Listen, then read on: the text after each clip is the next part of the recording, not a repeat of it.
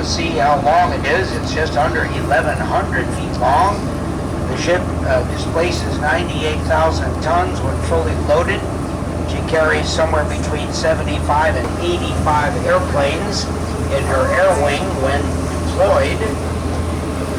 And to fly and maintain those airplanes, plus the ship's company that operate the ship, total crew on this ship when deployed is approximately 5,500 people.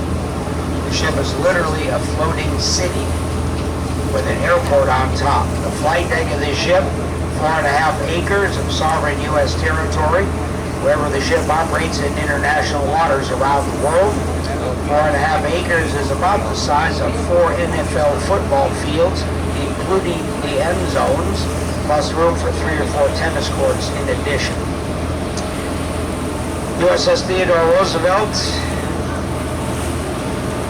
is known as the Big Stick in the United States Navy. The reason being, President Teddy Roosevelt, who was president, of course, over 100 years ago, was once asked what his foreign policy was, and he borrowed a phrase from an African chieftain, which became well known. He said, "My policy is speak softly, but carry a big stick."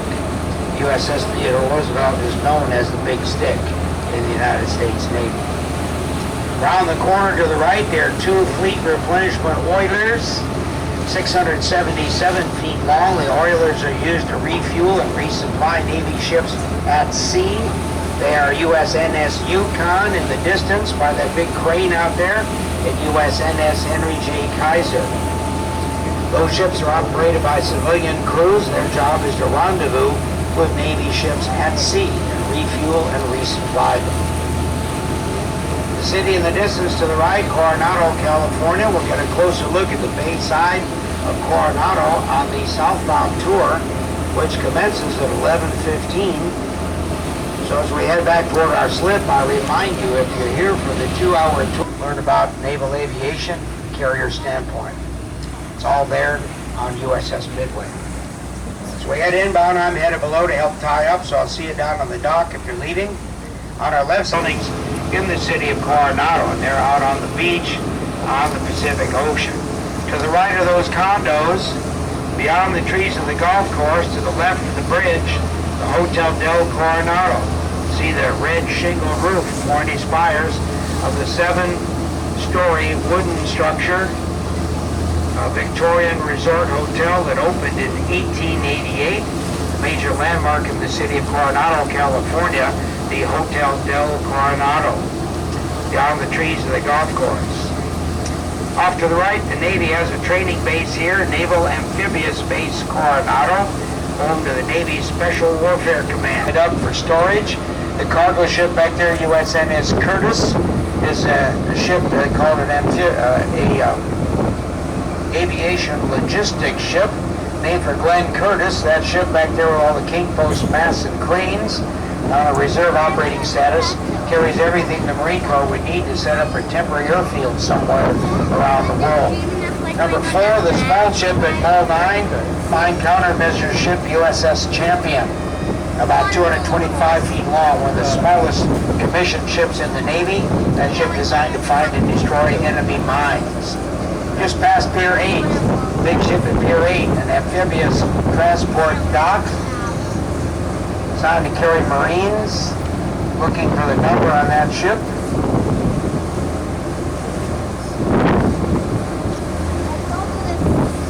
Could be USS San Diego. Can't quite read the number yet.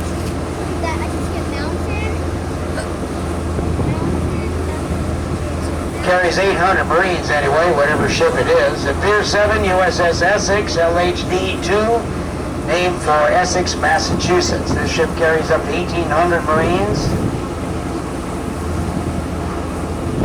I'm sorry, and now I can see the number on that ship, number 18 there, USS New Orleans, carries Marines. USS Essex, in front of Essex is a destroyer I can't name, but on this side of the pier, cruiser USS Cape St. George.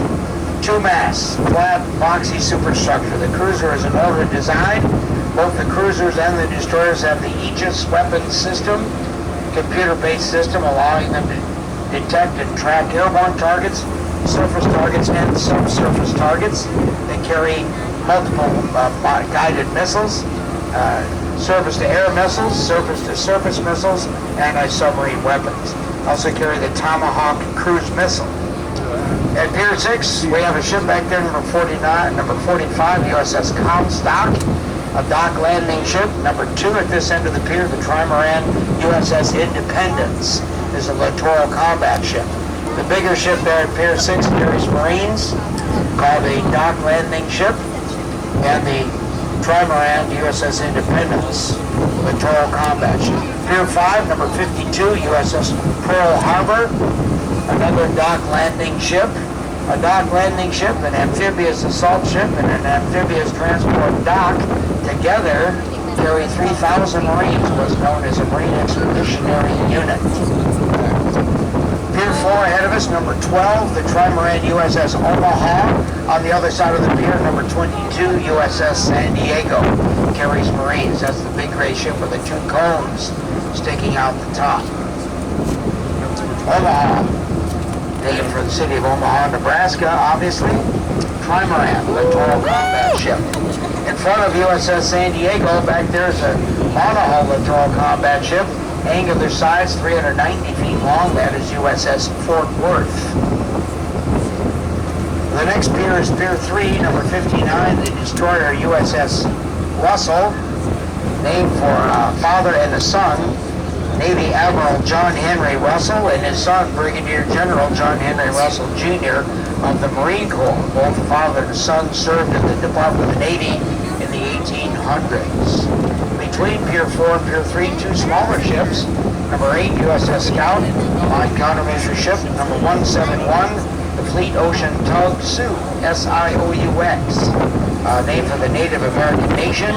Fleet Ocean Tugs, operated by civilian crews, part of the Military Sealift Command. Sioux is used to tow Navy ships at sea.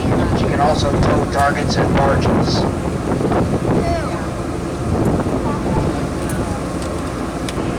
The ship, Bonhomme Richard Goodman Richard, refers to and honors Benjamin Franklin, the 3rd ship in the history of the Navy to have that name, getting some tender loving care in the floating dry dock at NASCO, USS Bonhomme Richard.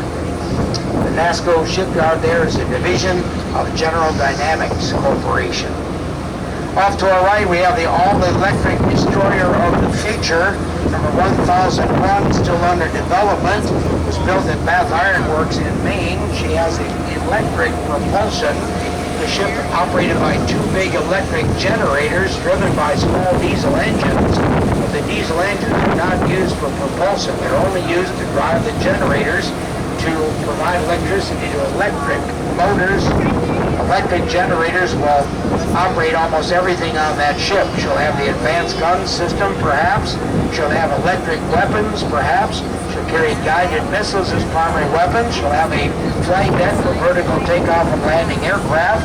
She's 610 feet long, still under development. So far they've spent about $5 to $8 billion on that ship.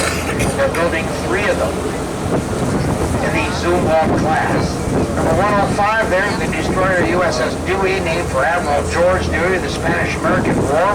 Number 23, amphibious transport dock USS Anchorage, carries Marines. There's a Navy floating dry dock in the floating dry dock. Number 86 there, the destroyer USS Shoup, named for General David Shoup, United States Marine Corps. A Medal of Honor recipient, 22nd Commandant of the Marine Corps. On the right side, 2 Navy destroyers in the floating dry dock here at BAE Systems. The one in front, number 73, USS Decatur, named for Commodore Stephen Decatur, United States Navy in the 1800s. He fought in the War of 1812. He fought against pirates in Africa and the Mediterranean. He was killed in a duel with another naval officer back in the 1830s. USS Decatur, Arleigh-Burke-class destroyer. The only destroyer in the floating dry dock I can't yet identify, but we'll try to get a closer look at it. Some concerts, and once in a while an international soccer match. 14 blocks inland, the Silver Dome-shaped building, the Central Library in East Village. 2 floors of that library are a new high school in East Village downtown. After the right side, the variable ferry Silvergate crosses the bay every 30 minutes in east direction from 5th Avenue Landing over here by the big mega yachts. The fare is $5 one way, $10 round trip. Tickets good on either fare.